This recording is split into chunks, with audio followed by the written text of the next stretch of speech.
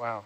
One of my favorite things about Hercules is that you can see the Canadian influence on the ROV team because I often don't grab that thing by the hockey puck. I just grab it by the Oh, that would have by the been way nozzle. easier. Okay, Yeah. what are we slurping here? There's That any, stuff. any Zoom of in, that Steve. black sediment. Okay. Eh, You want to give me the down, juice? down. Which, wait, which slurp? Zoom Bottle? in, Steve. Number 1. zoom in. Okay. Oh, yeah, look at cool. that. It's right up. I'll put the nozzle where we can see it there. Okay, hold what you got there. If you're watching the quad view, sat view 3 is the destination. What's on your mind? What we just slurped. See the hose?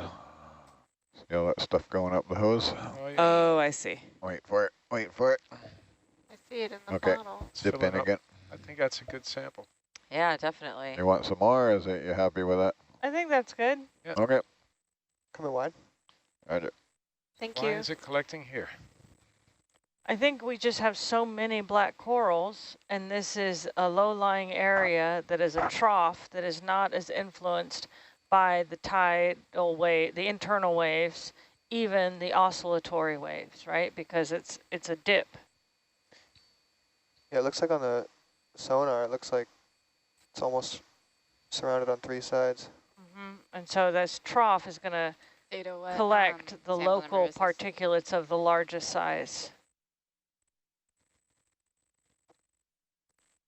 So black coral skeletons are thin and stringy, so that might not be what we're looking at. But there does seem Sarah, to be that. What sample number is this? Sorry, you're real soft, Kate. Oh, no. I was just wondering what sample number this is. Oh, I'm sorry. 156. Thank you. He can hold position now. Okay. Thanks. Bridge, Nav. Hold ship, please. Were you watching tail cam there by any chance? Nope. I haven't seen many That's your job. barnacles. What's that? Was it exciting? Yeah, maybe. Again, maybe it was 6.5. something that was thriving before, but not thriving now. Yeah, and it did seem like there was a relatively Tail thin to layer tail, of this black 6.5. sediment over a lighter colored. Finer grain, yeah.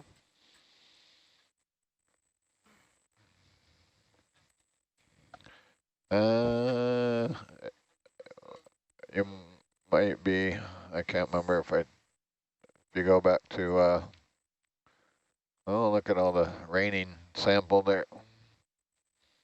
Jar number 1. There you go. You know the drill.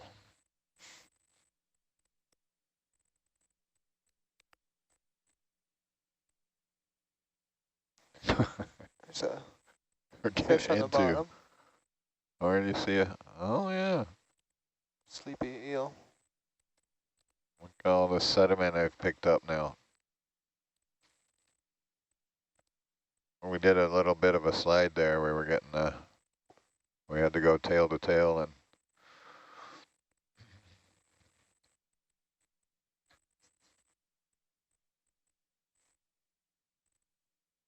yeah, the hockey puck is good like when you're on the cliff.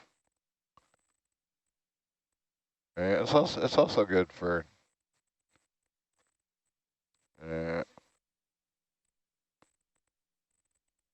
what's really frustrating is to try and grab it with bubble camera. It's a drunken bubble, I can't do it.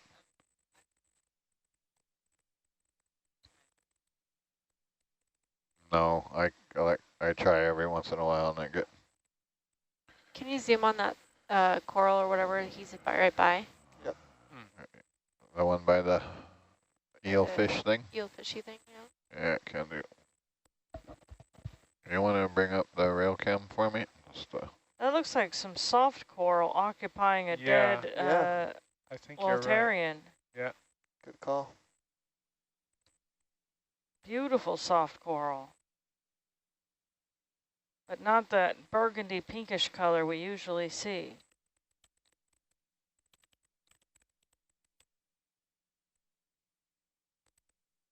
Push in a bit more if you want, Steve. Full zoom.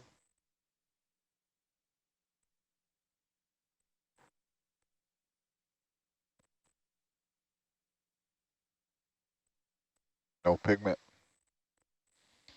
Yep, no pigment. Maybe it's It looks like maybe it's stoloniferous. It looks like a band wrapping around. A vine, huh? Oh yeah, there's a band there. That they're growing out of. Uh-huh.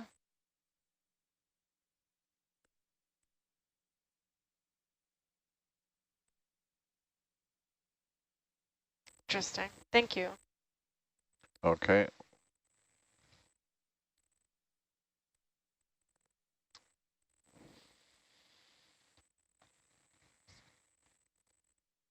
Yeah, Raj.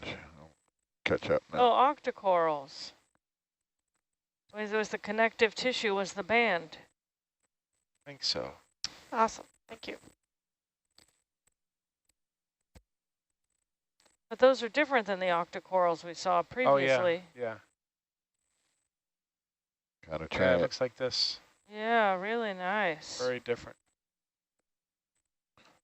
Do a laser zoom there, Steve. Enter the vortex. Stolonifera. No power in the verse can stop me. Yeah. Nice.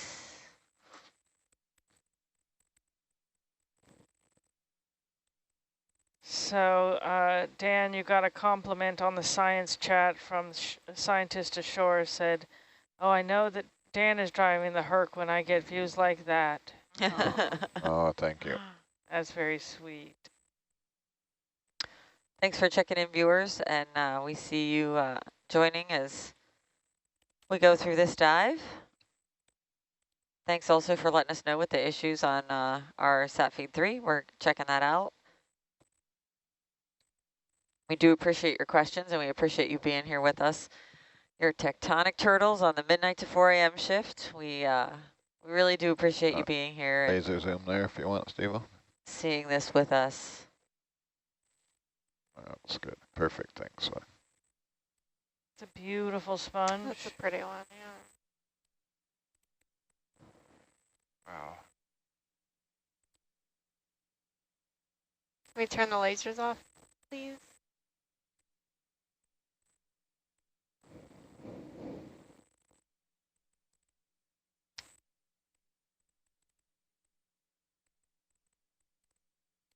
So does it just get old on the right there? And Yeah, looks like it.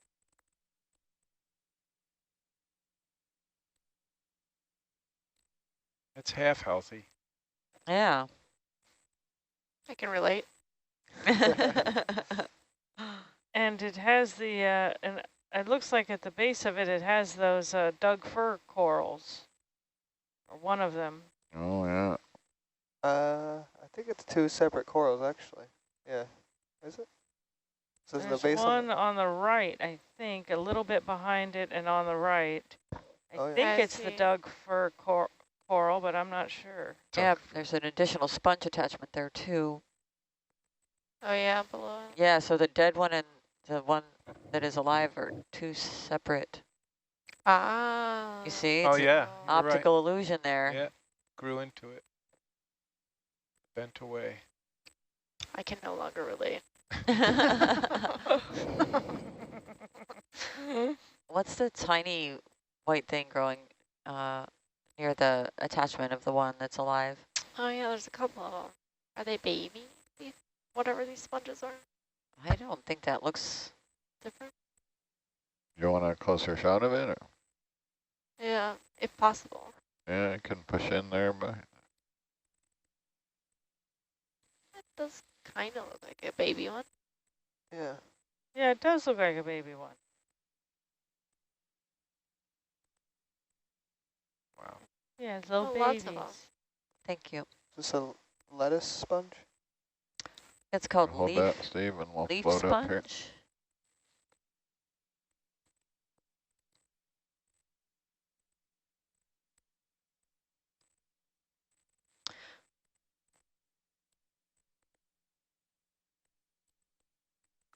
Some octocorals on the dead sponge. I just saw just like On the Oh, yeah. Oh yeah, there were some. I saw that.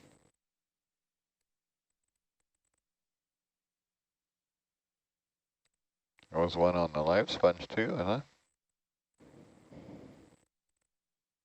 Whereabouts?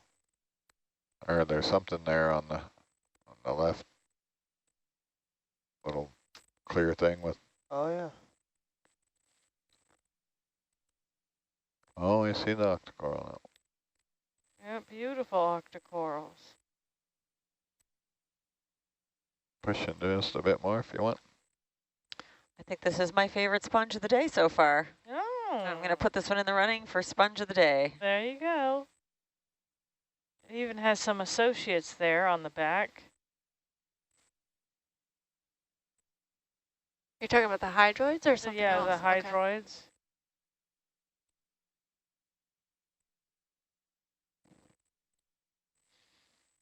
Octocoral on the dead sponge and hydroids on the live sponge.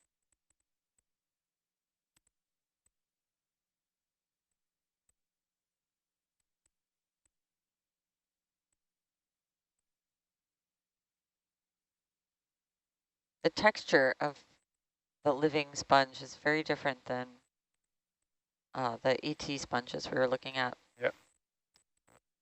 Yeah, and also this sponge does look like it might have some growth patterns. Yeah, it certainly looks like that.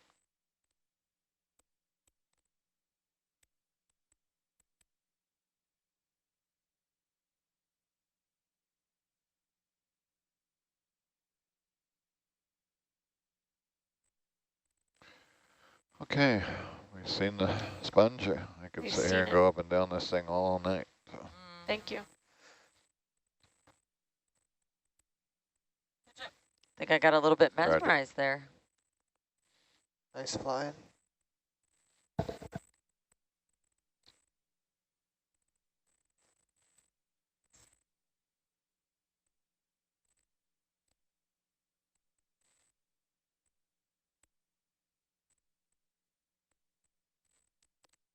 You think that? I'm not sure. It looks like it. Here's another look. A little bit different. Tritoplura. Scientist in the science chat says it's a very difficult day to pick the sponge of the day. Yeah, but you know, ours is a difficult task, but it's one from which we may not falter. What do you got there? Did you see those 2 meter wide? I did, but come on, that was cool.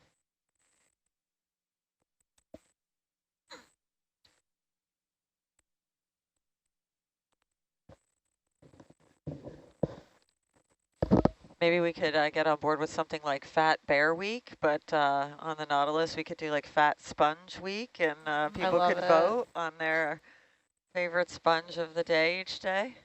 I enjoy that idea.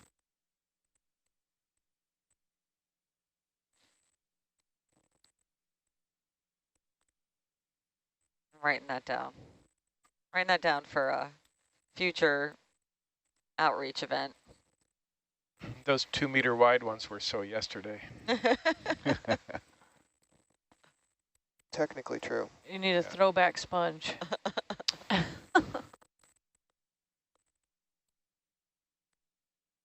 I think they were speculating on what a group of sponges or a group of corals is. The name forest is misleading because they're not plants. Garden. Still not plants. Yeah. I know there's live things in my garden. Herd. Herd, yeah. It's like herding coral.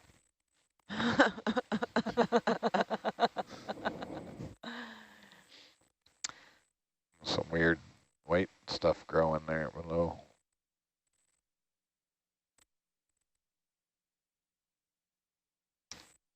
Maybe a baby sponge. Oh, it's sediment. Oh, you're Thought it looking was way down. well, the old Sponge and coral Yeah. graveyard. Boneyard. Uh-huh.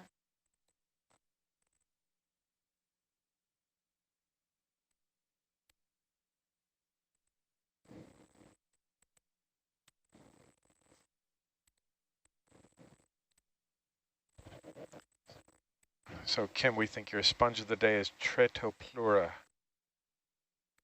Okay, I'm here for it.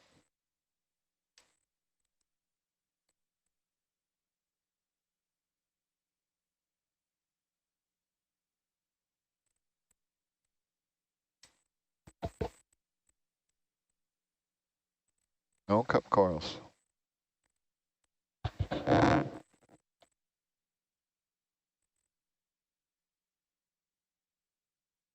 That's a different shade of pink there in the bottom of the frame. It's very bright. You guys ready for another ship bump? No, I haven't caught up yet. All right. Super slow tonight.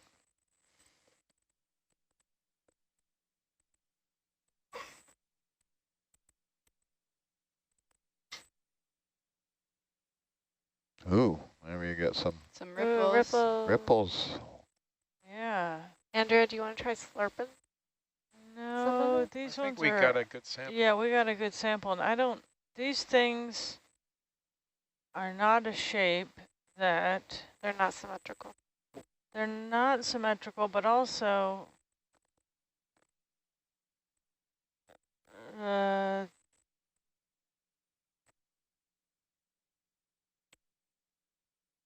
scallop shape? Is that what you're looking at? well, see how it doesn't... At the bend, it changes its morphology. So I don't know what's going on here. Well, they're down in a bit of a hole there, right? Yeah, There's exactly. rocks So something's all around. going on. Yeah. Looks like more of that dark sediment as well, kind of in a fan shape, Yeah. being pushed by whatever's forming those ripples. Here's some. So we're still on that same northeast heading, and these guys have their opening the other way. Yeah, because the current might be channeled through this canyon. So based on the ripples, it goes, It goes away from us. right? So those ripples in front of us are current ripples. Sort of on a slope. Yeah. Push down the slope.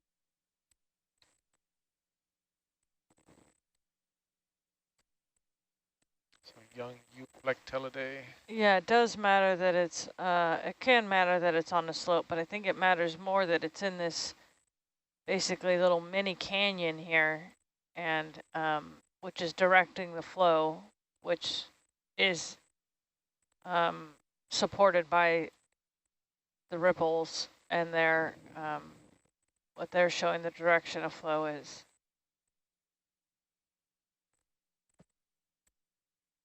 Doesn't want to suck the ROV in there. And maybe we're at slack tide or something. Well, also, we do think that the currents are not going to be constant over the entire day, so they might have variation throughout. Even they might cycle even through a month or a day or. It's a giant anemone there, the base. We haven't seen that many of them.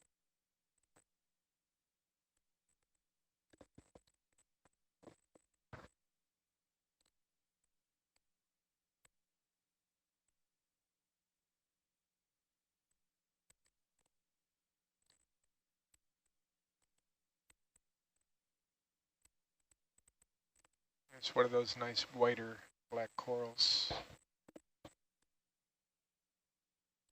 Beautiful. Do you want a close-up of the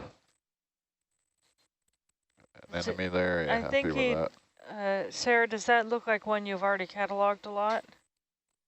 I have taken some pictures of that one, yeah. Okay, I think it's good. What about that? Oh, never mind. I think it's just the base of a precious coral.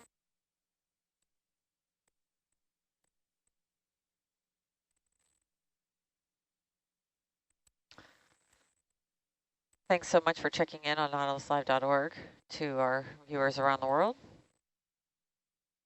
Good morning or good evening or good afternoon, wherever you're at.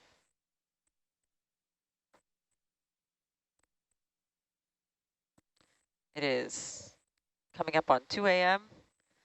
Hawaii Standard Time, halfway through your tectonic turtle shift. We're continuing to explore Tamana Seamount in Papahānaumokuākea Marine National Monument. We're west of Hawaii, and we've been here for a couple of weeks on finishing up our last few dives before we head back to Honolulu in a couple of days. So thanks for joining us and seeing us out on this expedition. Had an amazing dive so far, and this dive is expected to continue until, I believe, 8 a.m. Hawaii Standard Time. So we'll be with you for another 6 hours or so. We're at a depth of 1,850 meters approximately, and seeing an amazing abundance and diversity of corals and sponges, a few fish, various other denizens of the deep here with us on our midnight watch. If you have your questions, keep them coming in.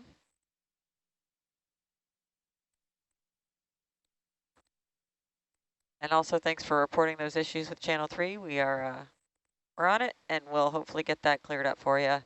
But for now, you can enjoy Sat Feed 1 or Channel 1, which is our view from Hercules. Sat Feed 2 is the view from Argus, which is kind of a throwback view today. We had to swap out a camera. Which way are we meant to go after this? 130. 130. And there was a big sponge that's downed. Yeah. What do you see on the? I think the idea is to reach kind of the bottom of this summit or small summit area and then swing over to that ridge towards the east. Back row, speak up if you guys are imagining something else or... Nope, that's about right. Okay.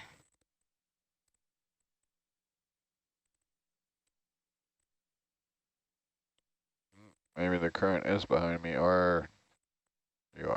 Oh, sorry. Which way do I need to go? I was gonna try and get a close up of the stump there, but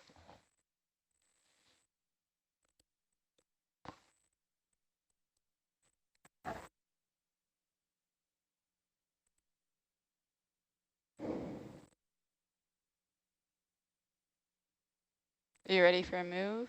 Or you still want to... 130 you're gonna head? Yeah. Yeah. Does that bring Argus over the top of me? Shouldn't. Let me come back under Argus. Roger. Tall Iridogorgia. Oh yeah, really tall. Lots and lots of spirals.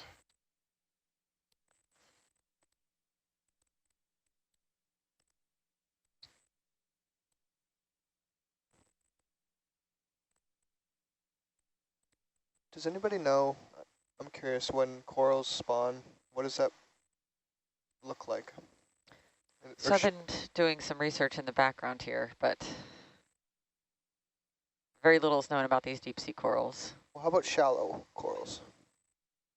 And we're going to talk a little bit about that. There's a lot of stuff out that way. I can't get there. Not the one to ask. Where am I I looked supposed up a to be? picture and it's We can like little bump the ship balls. that way. Or, yeah. Ton of little tiny Let me balls just in spin the around water. and Do they see have any what's, locomotion, or do they just free what it floating? looks like where I'm supposed Current to be. derived like motion, I think. So some corals, those shallower corals, are able to time the release of, so they release eggs and sperm essentially. And if it's timed correctly, then they can meet up in the water column. Supposed to go this way, right? But from what I've been hearing from the scientists, that some of these deep water corals are thought to incubate their larvae, their little baby polyps, inside and then release those instead of releasing the separate eggs and sperm. Yes, and those can actually crawl along the sea floor. But would they be swimming in the column? That I don't know. Yeah, and the internet doesn't seem to know either. Kate, how close are we to the guyot top here? We're actually pretty far away. Oh, we're a long way. Yeah. Because this is a little like offshoot ridge of it. Hold on, let me.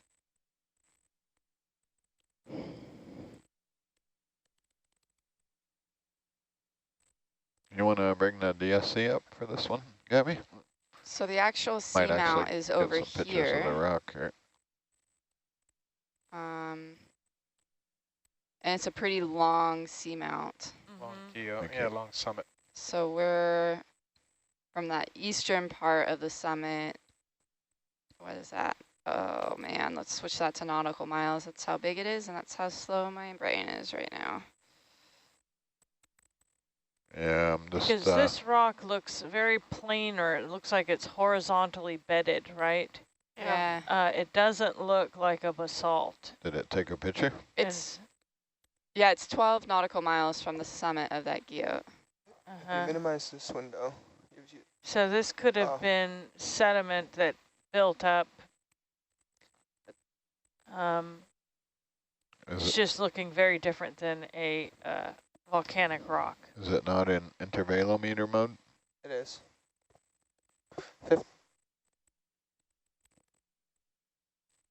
Sorry, we're just pausing here for a second with the digital stills camera because the rock is... 4 seconds from now, it'll take a photo. Roger. Okay. Thank you. Thank you.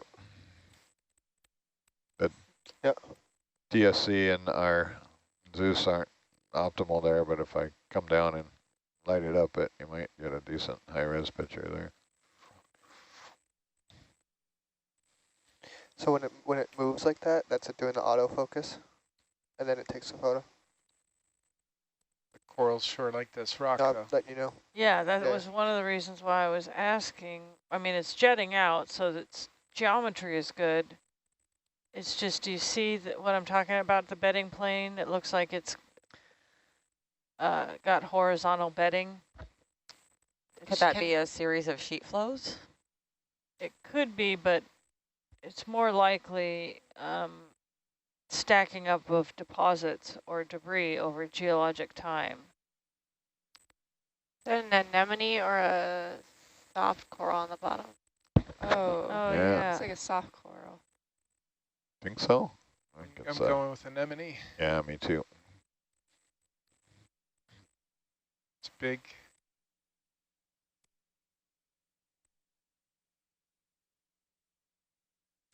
So we're getting a question about the ET sponges on the very, very long, thin stalks. And I have no idea how to answer, so back me up here, team. Does the stalk grow that long and then the top of the sponge gets bigger? Is it all getting bigger at the same time? We saw a couple babies there that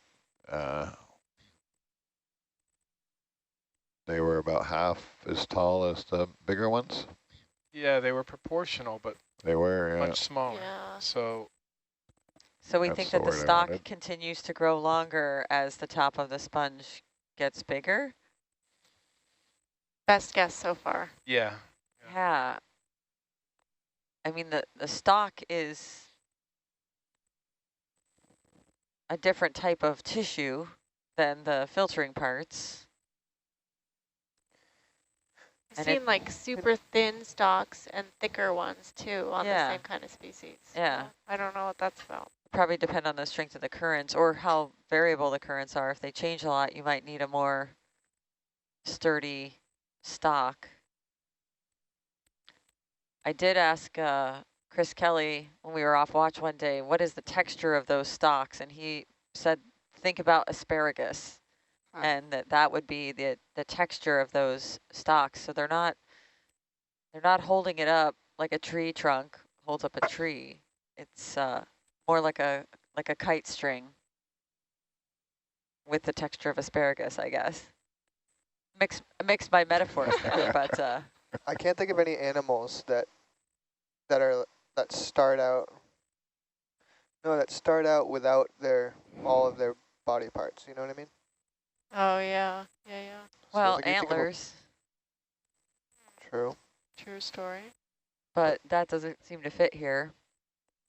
That's Glad not you really like that permanent. analogy there, Gabby. You can, That's a nice can frame take grab. that one to the bank. That was a great question, viewer. Thank you so much. Say your analogy again. I was focused on notes. I didn't hear So I it. said it's not like a tree trunk that's resisting gravity. It's more like a kite string with the texture of asparagus. When you're thinking about the stalks of those sponges, Yeah. it's resisting the current. It's holding the sponge to the seafloor. Grab that.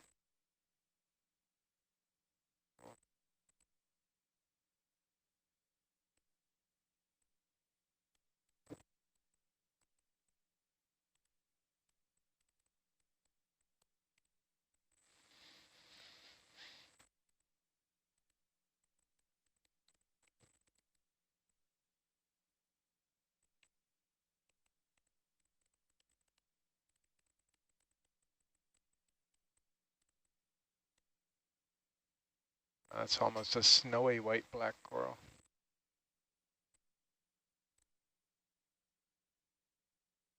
So what else would you need to see or do here, Andrea, to verify this idea that this might be part of the cap? Is that what you're thinking? Part of the carbonate cap?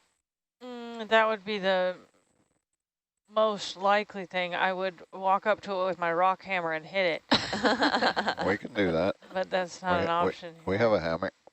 Oh no, we're not going to do that to this beauty. But you can see the planar bedding I'm talking about here, if it is bedded, right? You Yeah. can see it because we're in 3D. You can see the corner of it. So you could, it's like a slice of bread, right? Slices of bread. So if we were in a terrestrial environment and I walked up to it with my rock hammer and I hit it, it would break upon its plane of weakness, which would probably be a place where the mean grain size changes from, say, a shale to a sandstone or back to a shale, so that the grain size of that, and you can really see it up here. See this? Yeah. Like thinly bedded. Right, these bedding planes here.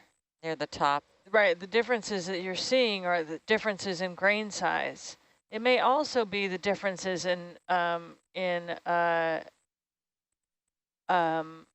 composition, like say something might be made of different shells than another piece. Some might be, like I said, finer grain shells, some might be, but this looks like a bedding plane more than it looks like the volcanic rocks that we've been used to. That doesn't mean it's not a sheet flow.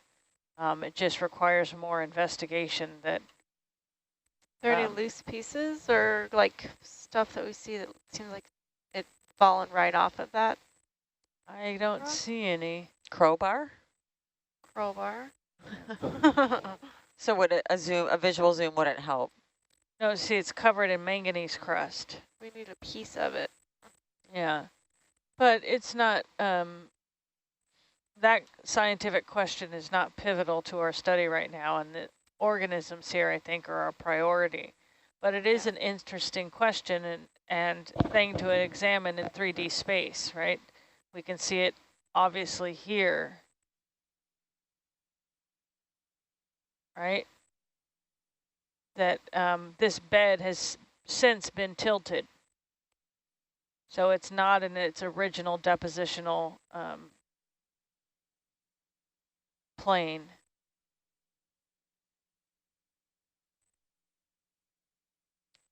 So this ties into a question from a viewer.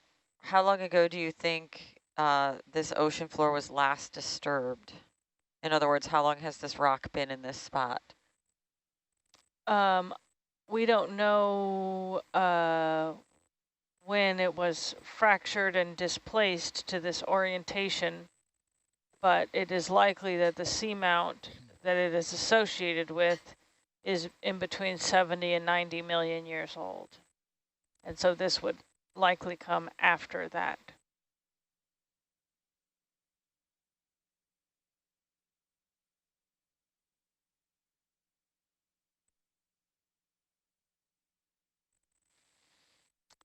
one thought from the shore regarding those black pieces of sediment, or that could have been ancient chemosynthetic clam shells that have been covered by ferromanganese crust. So back when this was active, maybe you had some vents, some venting and some chemosynthetic ecosystems. Oh, neat idea. Yeah. Because that would explain the patchiness.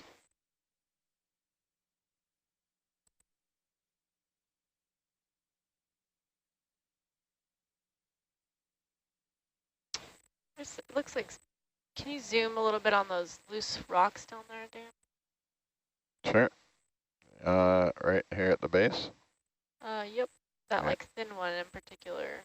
Yeah, I can sneak down in there a bit.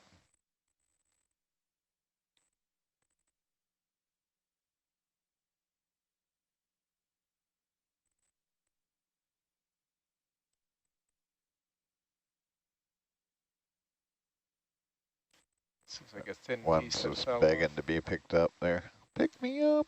If you want to try to break it and you don't think you can damage any of, and you can do it without damaging anything of the organics around it. Oh, it's got a But it looks like it has a critter Pricing on badge, it. yeah. Yeah, oh, but that's, Is it attached to that piece? Yep. yeah. Thought maybe like right beneath Herc now is some more of that stuff. But you can see how it's so platy there, and that's It's why extreme. Sarah was pulled towards it. It looks like it's just come off a bedding plane. You could probably break a piece off of the end of that. But it would harm the critter attached to it. coral. It's just meat, Andrea. Huh? It's just meat. So we're getting a great question from a viewer. I keep hearing you say that you're zooming in on black corals, and then I see something that's yellow, orange, or white. Yeah, we're not talking about the tissue color. I learned the difference when I was working in the lab with Steve. So the colors you're seeing that are orange or white are the tissue, and then the skeleton underneath is black, and that's what we're referring to. That reference was to a particularly brutal geologist that didn't care what was growing on the rock. He was going to have it. Can you back up, actually, Dan? Is that possible? Because there was Sure. some of that, I think, some of that same kind of rock.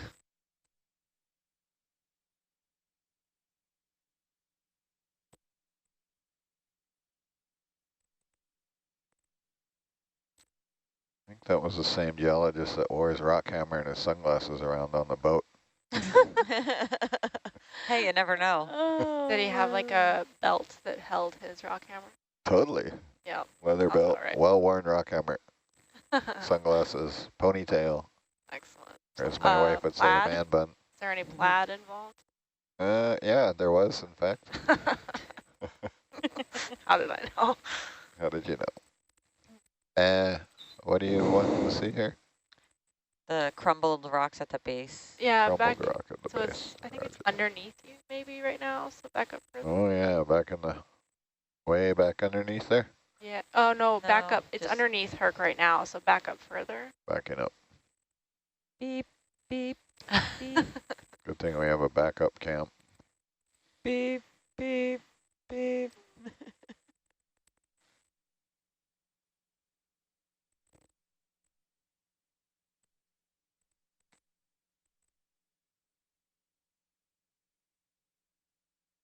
Good luck finding a rock without a coral on it.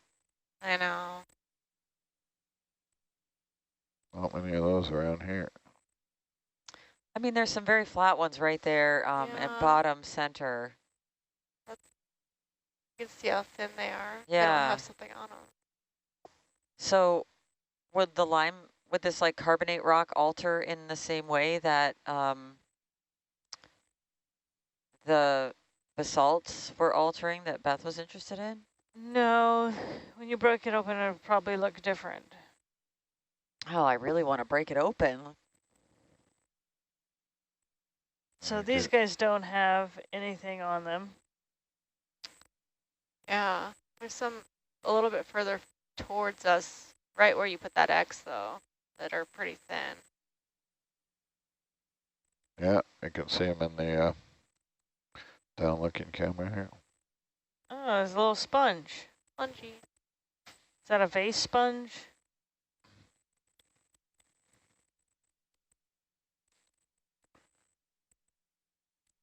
So I don't know how important it is to quantify or characterize this, but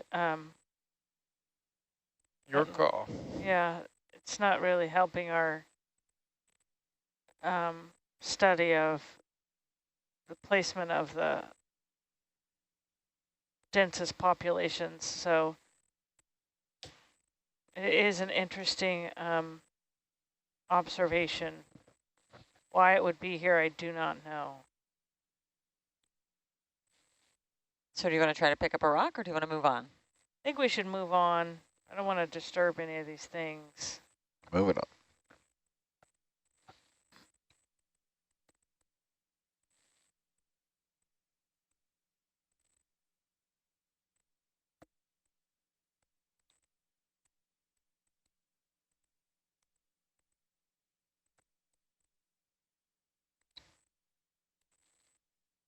There's a little room to squeeze Herc through here and then turn right, I think. Keep those questions coming at nautiluslive.org. You can submit your question to our team here in the control van, and we'll get to them as we can.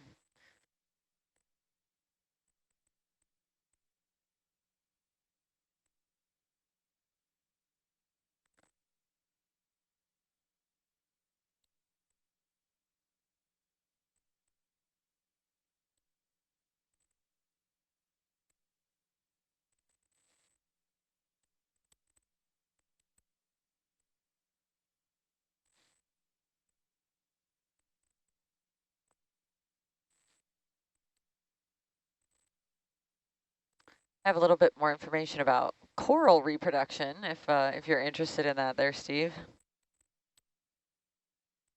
Steve's interested in those floaty bits. There, yeah. So the shallow water corals mostly reproduce by releasing eggs and sperm simultaneously, always at night. Brooding is when the spawn sperm fertilizes the egg within the polyps, and the larvae are then released into the water relatively well developed. And there's also budding, where a young coral grows out from the adult polyp and then is released. So they can produce sexually and asexually, and these deep ones, these deep water corals, very poorly understood compared to the shallow. And that's all I'm getting. So the ones we talked about before, but then budding also looks like it could be a possibility, where it's like a cloning type of reproduction. And what are the size of these different things that would be released into the water? Are they microscopic or visible? No, it doesn't look like they would be microscopic if it was the brooding types of corals. It says they're relatively well developed, and stay tuned for more. That's all I got right now. Thanks.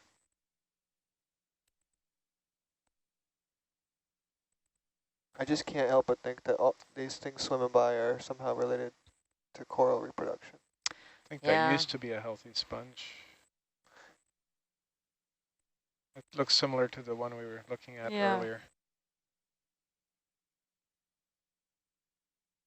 But new sponges on him, or is he half He has a alive crinoid and half on him. dead? Yeah, he's half dead. Got a crinoid.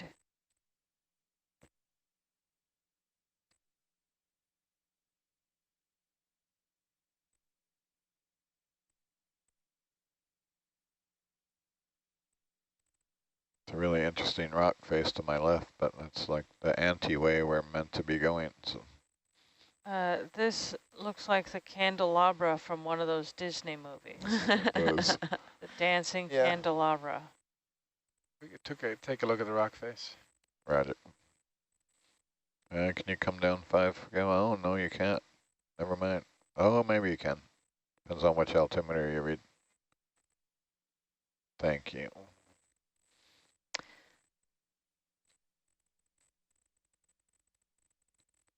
So it says that the larvae eventually swim to the sea floor, the coral larva, in search of an attachment. And once it attaches, it undergoes metamorphosis. So do they have like a flagella when they're this? You keep asking me questions, and I'm just finding these articles as I find them here. I'm enjoying it. Yeah, yeah. Send me down this rabbit hole. I'm just guessing here. So if there's anybody in the science party that's like, Steve, So it give says up it, on this. It's not true. so it says Let me know. it undergoes metamorphosis into a tiny coral polyp about 1 millimeter in size. So Dan, I think the Argus altimeter is occasionally catching some like ledge that isn't underneath Argus. Yeah, it does that. Yeah, I know. You're good there. Thank you. Just gonna back away and get a bit of an overview of this rock here before we get too close. Roger.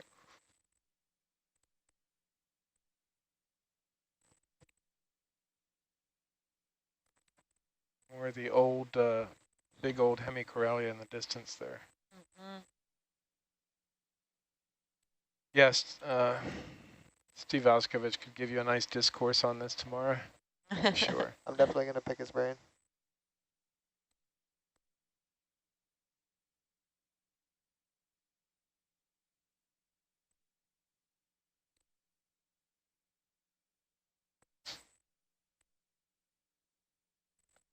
I don't know if I got quite enough stretch to get start at the right there, but I'll give it a go and you can go right to left with the breeze. Is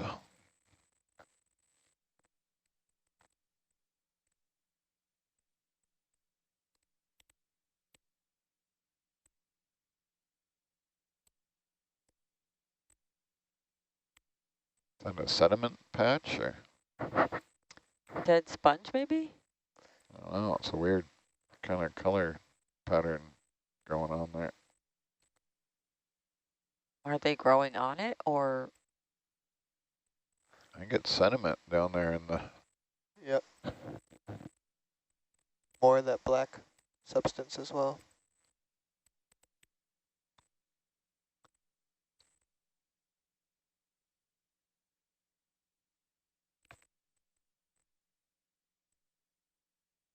It's weird that the sediment is so lightly colored like that.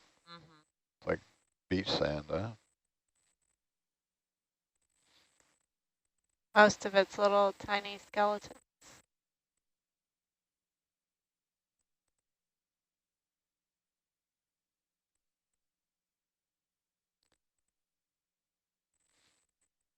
Is that where they get diatomaceous earth is down here at 1,800 meters? I don't think so. There's a string of Yep. octocorals maybe? Yep. Oh, yeah. Diatomaceous earth was ancient seabed. Ah. So not far off. Yeah, diatomaceous earth is made up of skeletons of diatoms that are... It's a cool worm there. Swimming. Yeah, swimming worm. Zoom in a bit, Steve. Thanks. Oh, I keep. Trying to get the... Oh, look at Oh. that pulsing motion. What just landed? Oh, it's Yeah. Attached to the rock, right above the stoloniferous octocoral. It's ready for its close-up. Yeah, see if we can get a arc to hold still there. Okay, I can push in a bit. Nice Cool. shot at both. Hold still, Herc.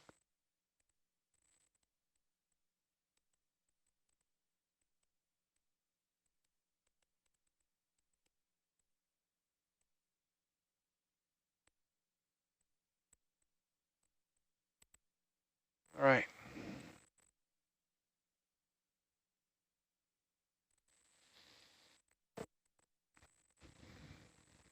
Another dense primnoid over on the right there.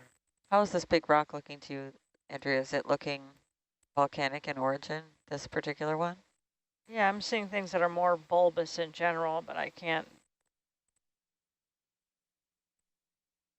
be sure, right? Like I said, So that's the Stauropathes, the yellow one up there.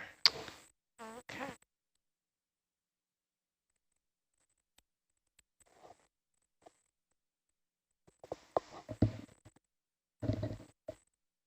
That's me making the corals move there.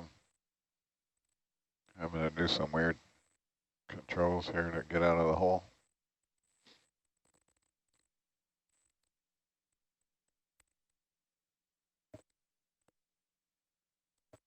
So most of the ocean floor that we've been exploring on this expedition is volcanic in origin. We've seen numerous different forms of ancient lava.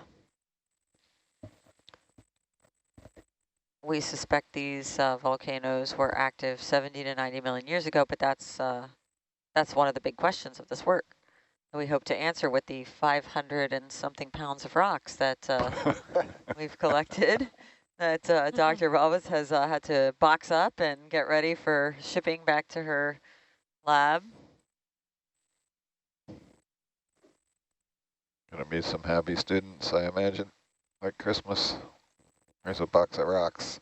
yeah, they like them.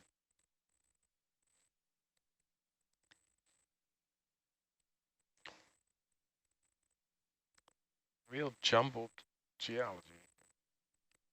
Uplifted. Yeah, definitely.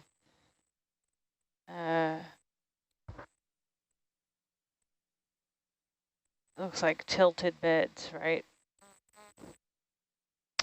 Yeah, the angles are sharper here and seems less crusty than we've been seeing.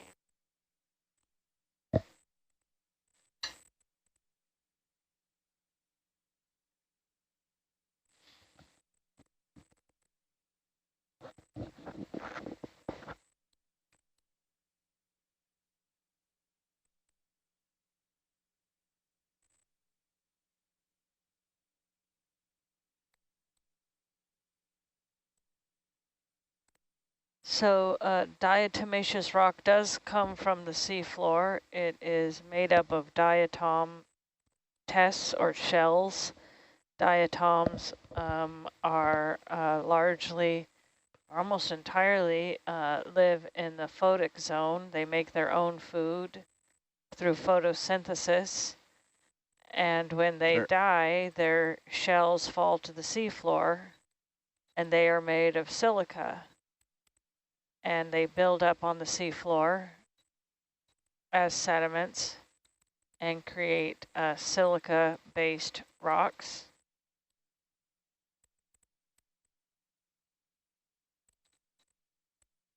Such as cherts and porcelainite. I can never say it right, which is one of the hardest sedimentary rocks. Maybe the hardest sedimentary rock.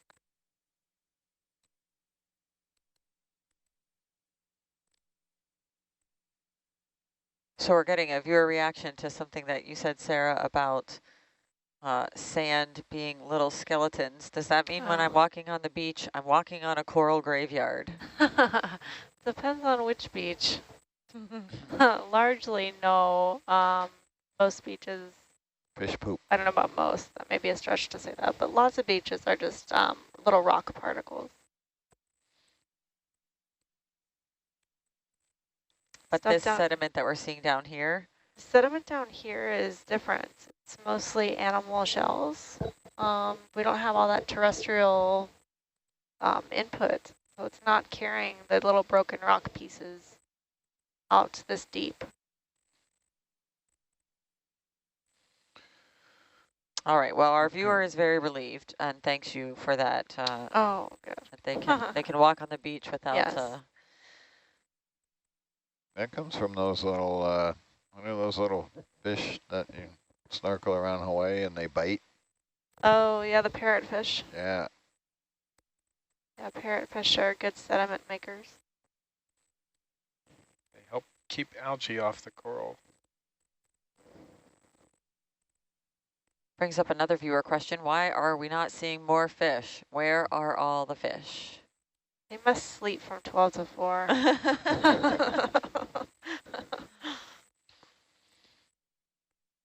Quiet. They've gone northeast and southwest. I guess it's time to go back to 13 something, was it?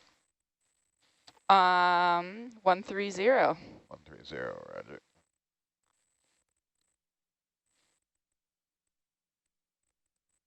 I'm right under you at the moment, but we'll head out on 13 something and see what we see. I think we are seeing fish. One reason we're not seeing more is probably because they hear us coming or see us coming and move out of the way, but it's not teeming like a shallow water coral reef for sure. There's less to eat down here. We're at 1,800 and approximately 40 meters. And it's just not as productive of an environment. There's no light and no photosynthesis. And so things are slower growing. And while there is definitely some food for fish, little crustaceans and whatnot, This is the backside of the rock we looked at before. Came around the other side of it there.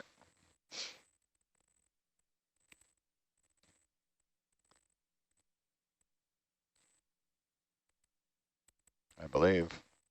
I could be wrong. all right, we got a teacher thanking you for that information about diatomaceous earth. So shout out from a teacher in our viewing audience. Yay, teachers. Says that they'll be talking about that in class next week. So Yay. thanks for listening. Great stuff to use in your garden to control pests. So the fish we have seen are these long, the term would be anguilliform bodies, eel-like, or anguilliform swimming, made possible by the elongated tapering body with lots of vertebrae. So that's less energy required, that undulating motion. Allows them to make U-turns or back up quickly. This one's a little different. It is different. Yeah.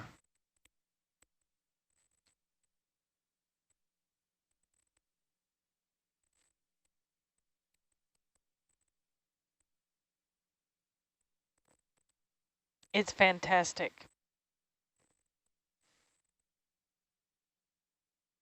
But the same kind and just oriented different, or is it a different? No. I think it's a different kind.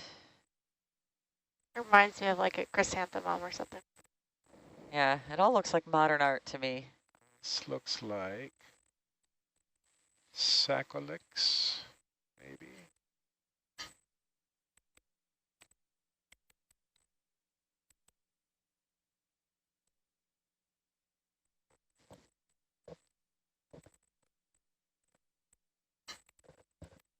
Another Euplectellidae sponge, stalked,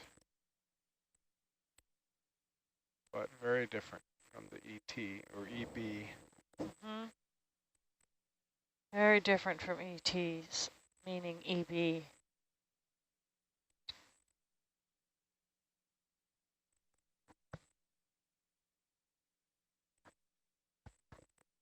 Anybody home? I often wonder when we're Push in there looking a at bit, these Steve. sponges if we could study them really well in 3D, would we learn something about turbulence?